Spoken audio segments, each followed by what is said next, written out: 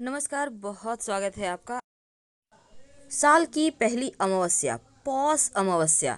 इस दिन स्नान दान का सबसे ज़्यादा महत्व है, क्योंकि मान्यता है इस दिन अगर किसी संगम में तीर्थ स्थान पर जाकर स्नान करें और दान करें तो शुभ फल की प्राप्त होती है और साथ ही पितृदोषों से मुक्ति भी मिल जाती है। और इसीलिए इस अमावस्या तिथि के दिन पितरों का श्राद्ध तर्पण भी किया जाता है।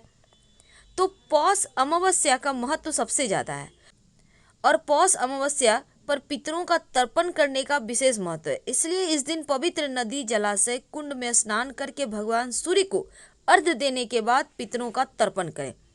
आप चाहें तो भगवान सूर्य के जल देने वाले लोटे में ही एक चुटकी तिल डालकर डाल सकते हैं। तांबे के बर्तन में अगर शुद्ध जल, लाल चंदन, लाल रंग के पुष्प डालकर सूर्य को अर्घ्य दे तो कुंडली के सारे ग्रह मजबूत हो जाते हैं। पितरों की आत्मा की शांति के लिए ये बहुत आवश्यक है। पितृदोषों से मुक्ति मिलती है। पितरों की आत्मा की शांति के लिए इस दिन उपवास करें और किसी गरीब व्यक्ति को भरपेट भोजन कराकर दान दक्षिणा दें। अगर कुंडली में पितृदोष हो तो संतानहीन योग उपस्थित हो जाता है। यानी पितृदोष होने से ना तो व्यक्ति तरक्की करता है, ना नौकरी रोजगार में तरक्की होती है और ना संतान की प्राप्ति होती है, वंश वृद्धि नहीं होती। इसलिए इस अमावस्या के दिन उपवास कर पितरों का तर्पण जरूर करें ताकि इन दोषों से मुक्ति मिल जाए। हालांकि पीपल के पेड़ का भी महत्व है पूजा करने का। अब पीपल की पेड़ की पूजा कीजिएगा और तुलसी के पौधे की परिक्रमा कीजिएगा। इससे भी पितृदेवों को शांति मिलती है। अगर आप व्रत रखते हैं तो आपके समस्त मनोकामनाएं पूर्ण हो जाते हैं। क्योंकि ज्योतिष में पौष अमावस्या को बहुत ज़्यादा पुण्य फलदायी बताया गया है और यह अमावस्या पितरों की शांति के लिए उपवास रखने से पितृगण ही नहीं बल्कि ब्रह्मा, इंद्र, सूर्य, अग्नि, वायु, ऋषि, पशु पक्षी समेत भूत प्राणी भी तृप्त होकर प्रसन्न होते हैं। तो पौष अमावस्या पर चूंकि खास ये संयोग बने हुए हैं तो सर्वार्थ सिद्धि योग प्रातः 6:47 से शुरू होकर शाम 4:24 तक रहेगा और इसके साथ ही सुबह 9:42 तक वृद्धि योग रहेगा। तो आप इस बीच पुण्य स्नान कर पुण्य फल की प्राप्ति कर सकते हैं। सबसे छोटा और सिंपल प्रयोग जो पितृदेवों को प्रसन्न करने के लिए आप करेंगे, इस अमावस्या तिथि पर अपने घर के छत पर या घर के मुख्य दरवाजे के बाहर या फिर आप बालकनी में एक दीपक सरसों के तेल का जरूर जलाइए और उस तेल का जो दिया होगा वो मिट्टी का हो तो उत्तम और इसकी लौ दक्षिण दिशा की तरफ होगी। दीपक में कुछ मत डालिए, सिर्फ एक चावल का दाना डाल दीजिएगा। आपके पितृ तृप्त होंगे। लेकिन भगवान शिव जी के मंदिर में जाकर शाम के वक्त एक दीपक जलाना मत भूलिएगा और ये दिया आपकी मर्जी। तो एक लोटा जल घर से ही भर के ले जाना है। जल में एक चुटकी काला तिल, 2-4 बूंद दूध, ज़्यादा आपको दूध नहीं लेना है, थोड़ा सा। अगर आपको मन है कि दान करें तो आप पूरा पैकेट किसी को दान दे दीजिए। तो आप उसमें थोड़ा सा दूध लीजिए और थोड़ी सी मीठी वस्तु और लेकर जाइए और पीपल की जड़ में प्रेम से अर्पित कर दें। नमः शिवाय का या फिर ओम नमो भगवते वासुदेवाय का खूब जप करें। इस दिन घर में, पूरे घर में, क्योंकि इस दिन सूर्य ग्रहण भी लगेगा तो आप सूर्य ग्रहण के पहले ही एक बर्तन में पानी ले लें, उसमें एक चुटकी हल्दी डाल दें। अब इस पानी से पूरे घर में छिड़काव करें तो इससे नकारात्मक ऊर्जाएं शांत होगी। क्योंकि अमावस्या के दिन नकारात्मक ऊर्जा चरम पर होती है, इसलिए प्रयोग करना आवश्यक है। और पूरे घर की सफाई, गंगा जल वगैरह आप छिड़काव करें या सफाई करवा लें तो उत्तम रहेगा, निगेटिविटी समाप्त होगी। तो जीवन की मुश्किलों से बाहर निकलने के लिए सिंपल सा प्रयोग है, पर करिएगा जरूर। इस दिन कुछ प्रयोग ऐसे किए जाते हैं जो आपके शनि दोषों से भी राहत दिलाता है और जीवन की मुश्किलों से आपको बाहर निकालता है। लेकिन एक बात याद रखिए, इस दिन शाम के समय पीपल के नीचे एक दिया जरूर जलाइएगा। सरसों के तेल का दिया होगा, एक चुटकी काला तिल या उड़द दाल के ही जलाएं। और दूसरा, आप एक छोटा सा काम करें, पास के शिव जी के मंदिर में जाकर या फिर हनुमान जी का मंदिर है तो वहीं चल जाइएगा और एक दीपक जरूर जला दें।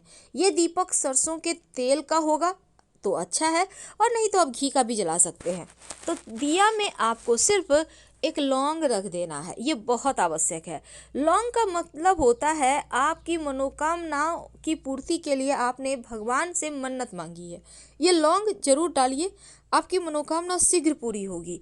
तो अपने घर के मुख्य दरवाजे के बाहर एक दिया इस दिन जलाने का विधान है। शनिचरी अमावस्या है, तो शनिदेव के दोषों से मुक्ति पाने के लिए, उनके तमाम जो ग्रहों की पीड़ाएं हैं उनसे बाहर निकलने के लिए आप चाहें तो, जैसे आपकी 7.5 या ढैया चल रही है, कुंडली में कोई दोष है, बिगड़ा हुआ है शनि, और एक स्टील की कटोरी में थोड़ा सा सरसों तेल लेकर शनिदेव के शिला पर अर्पित कर दें। अगर आपके घर के आसपास शनि शिला नहीं है, तब इस एक स्टील की कटोरी में आप सरसों का तेल रखकर, आप चाहे स्टील की कटोरी में सरसों का तेल ले लें, छोटा सा कटोरी लीजिए, आपकी मर्जी, आप बड़ा भी ले सकते हैं, और उसमें आप आधा कटोरी तेल ले लें और उसमें अपनी छाया देखें, यानी कि फेस को देखें, और फिर इसको दान कर दें। पास के मंदिर में रखा है तो जीवन की मुश्किलों से राहत मिलती है। और यहाँ तक कि 7.5 ढैया के कारण जो जीवन में परेशानियाँ हैं, स्वास्थ्य की, आर्थिक परेशानियाँ, रिश्तों की परेशानियाँ, माता के पिता के स्वास्थ्य में कष्ट है, वो सभी मुश्किलों से आप बाहर निकल आते हैं। तो इस दिन एक छोटा सा प्रयोग लौंग का किया जाता है। वैसे तो लौंग, चूँकि अमावस्या तिथि है, तो जब आप पूजा पाठ कीजिएगा तो दिया में लौंग तो आपको डालना ही है। शाम के वक्त जब आप पूरे घर में दिया बाती कीजिएगा तो आप दीपक में या तो एक चुटकी पीली सरसों डालिएगा या फिर एक लौंग डालिएगा। लेकिन अगर आप दोनों में से कोई एक चीज़ डालें, आप सरसों भी डाल सकते हैं। देखिए, वैसे तो पितृदोष से मुक्ति पाने के लिए, पितरों का आशीर्वाद पाने के लिए इस दिन दूध चावल सी खीर बनाकर, गोबर के उपले या कंडे की कोर जलाकर उन पर पितरों के निमित्त खीर का भोग लगाएं, तो ऐसा करने से भी आपके पितृ संतुष्ट होते हैं। और इसके साथ ही अगर आप पितृदेवों को तर्पण करना चाहते हैं तो 1 लोटा में जल भरकर उसमें गंगा जल, थोड़ा सा दूध, चावल के दाने और तिल डालकर दक्षिण दिशा की तरफ मुख करके पितरों का तर्पण करें तो पितृ तृप्त हो जाते हैं। दिया जलाकर उसमें 2-4 दाने काली मिर्च डालकर जला दें तो नकारात्मक ऊर्जाएं शांत हो जाएगी, मुश्किलें कम हो जाएगी। कभी कभी राहु भी परेशान करता है। अगर शत्रु विरोधी ज़्यादा परेशान करे तो इस अमावस्या के दिन एक छोटा सा काम कीजिए।